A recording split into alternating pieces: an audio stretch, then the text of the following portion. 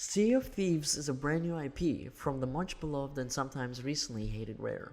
Rare was the rockstar back in the 90s and early 2000s, with many classical and incredible titles such as Goldeneye, Perfect Dark, Banjo Kazooie, Conker's Bad Fur Day, and many others. However, over the last decade or so, their portfolio has been getting quite lackluster due to pressures from Microsoft on creating titles for the Kinect, which are now basically non-existent after the Kinect's major failure. After 4 years in development, Sea of Thieves is finally here, and is this the game that will make Rare return to their glory days and make them relevant today in this day and age? Let's find out. Sea of Thieves is a very different game compared to other games in the market right now. It is not your dude bro first person shooter, it is not your third person heart pumping action, and it's not your Dark Souls inspired game either.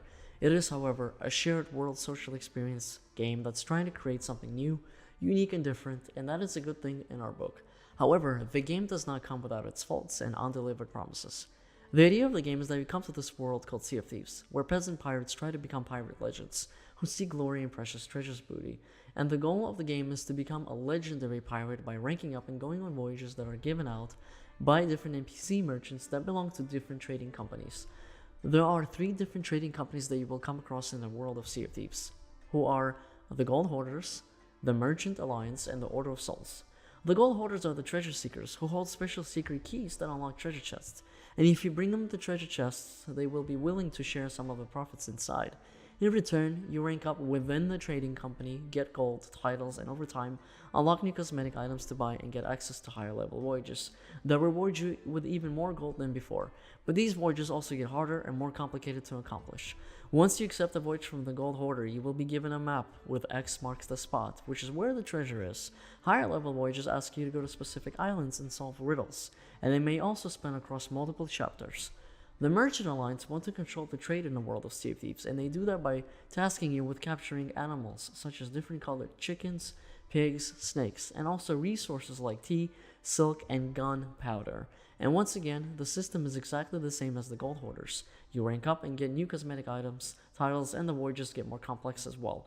The last but not least are the Order of Souls, who are basically bounty hunters who seek skulls of the dead, legendary skeleton captains across the many islands of Sea of Thieves. Find these skeletons, kill them in their crews, grab their skulls, and return them to the Order of Souls for a handsome reward. The other half of the Sea of Thieves are the amazing sailing mechanics and systems that Rare has developed. In Sea of Thieves, you can sail on 2 different ships, a galleon which is made for 3 to 4 players and a sloop which is for a solo pirate or a duo. The galleon has 8 cannons, 4 on each side, and a total of 3 deck levels. However, it is extremely slow and takes multiple people to pull up the anchor. Your crew members can also individually control the sail's direction and length as well, which gives you an amazing simulation and immersion to being a true pirate. The mechanics are extremely simple, but they're so well polished that sailing is an incredible experience and probably the best you'll ever experience for a long time to come. Now, let's get to the sad part of the review and discuss why Sea of Thieves is not as great as it could have been at launch. First and foremost, we completely understand what Rare was trying to go for here, and that is a magical experience of being with your friends, sailing and exploring a brand new open world game with cool activities to do and random things to encounter. The first few hours of the game are absolutely fantastic, and they're quite memorable as well. You and a bunch of friends start off on a voyage and never ever experience the same thing, which is quite amazing considering how in most games everything is the same to everybody. But that is not the case for Sea of Thieves. Every pirate's adventure and voyage will always be different.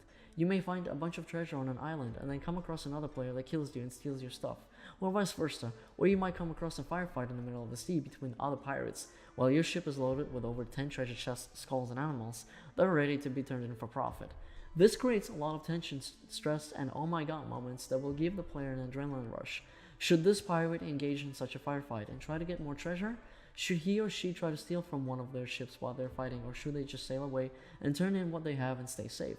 Sea of Thieves is a very interesting game because it's one of the best games we've played in recent years when it comes to creating emergent gameplay. However, that emergent gameplay loop is not enough to compensate for the lackluster amount of things to do in the game itself when it comes to the trading companies. The quests are quite repetitive and they get old pretty quickly, especially if you're playing alone. This game is much better with friends and it's more for people who have patience. If you're the type of a person who is looking for an experience to quickly get in, get some gratification and get out, then you need to look elsewhere because that is not what Sea of Thieves is. Another problem is that the game runs into the lack of cosmetic items. Rare originally designed the game without any kind of power creep or actual character progression that gives players better weapons or armor.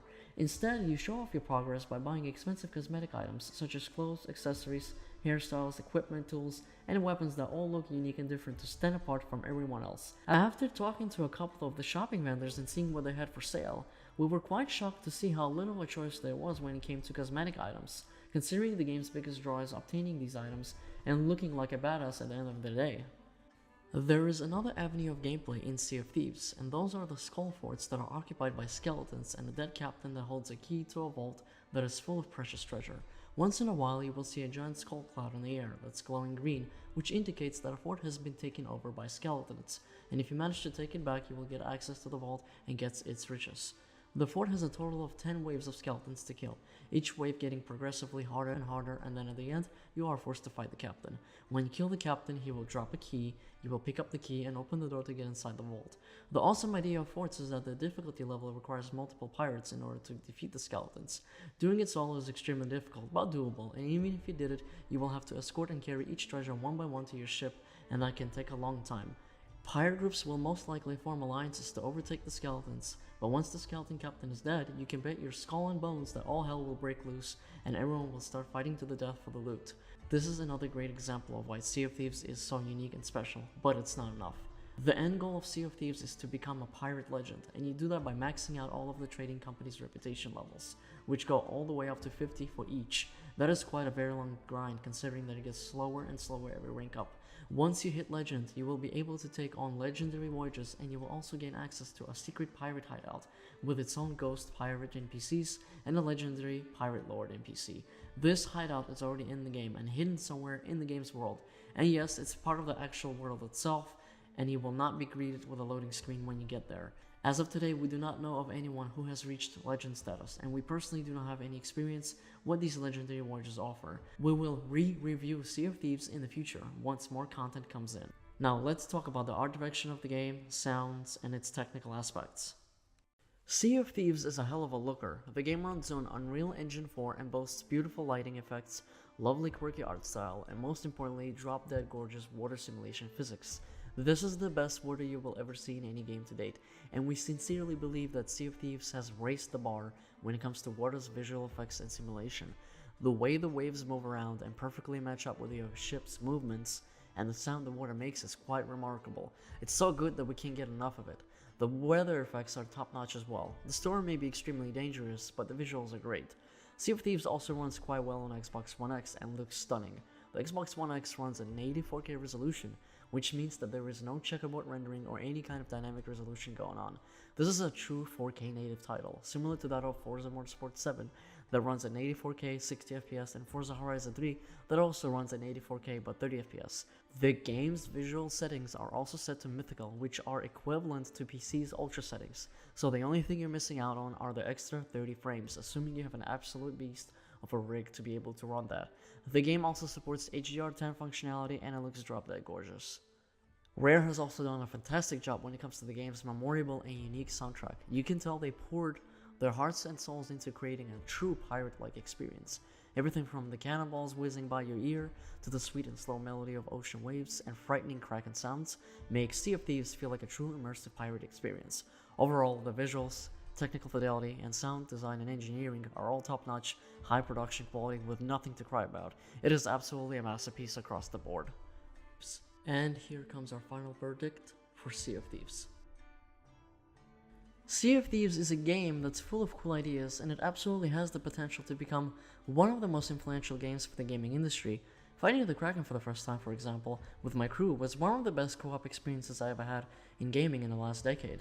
However, after killing it and realizing that there is no real reward other than surviving with your crew, it was quite a disappointment, even though the fight itself was a complete thrill ride. Speaking of Krakens, Rare has also stated that they do have an idea for a future trading company that will solely focus on hunting Krakens in the world of Sea of Thieves, which will also give in-game rewards, titles, and reputation ranks, similar to how other trading companies function in the game right now. And that is, in our mind, an excellent idea, and will be another great avenue for content. We understand what Rare is trying to do with Sea of Thieves. However, what the game currently offers is just not enough to warrant a $60 price tag, unless you absolutely love grindy games and don't mind being here for the early launch and accepting the game for what it is. Rare has promised to deliver new major content patches during the first 3 months after the game's launch, and they also stated that they are listening to players' feedback closely and will follow up with tweaks and balance patches as well. They also did confirm paid microtransactions, such as companion pets that can follow you like parrots or monkeys. The cool thing is though, other players who did not spend money on these pets can still grab them and interact with them and put them down on the ground whenever they want, even if they haven't spent a dime, which we think is quite cool. At the end of the day, we wish best for Rare, and we hope that the community has the faith in Sea of Thieves and that Rare will do whatever it takes to make this game absolutely amazing in the near future. Our only concern is that with how lackluster the game is right now on content, we're afraid that the player base might drop and that the support will be seized, and we deeply hope that that's not the case because Microsoft cannot afford to lose another game due to their current state when it comes to their gaming library. At its core, Sea of Thieves definitely feels like an old school classic with that Rare magic. But unfortunately, we live in a different times now, where the expectations are a lot higher, and it takes a lot more than just a quirky and whimsical art style to get by in the oversaturated competitive online video game market. With that being said, our final verdict for Sea of Thieves is a solid 7.5. Overall, kudos to Rare for making a good game with a grand idea, but we needed way more at launch as far as the content goes. We have faith in Rare and that they will deliver on the goods in the first few months to come. Make it happen, guys. Gaming Instincts TV will be leaving you right here. Don't forget to like and subscribe if you enjoyed this video, and hit the notification bell to stay up to date and know when a new video is ready for your viewing pleasure. Also, check out our official website at GamingInstincts.com for latest daily news, featured articles, reviews, and more. Peace out, everybody.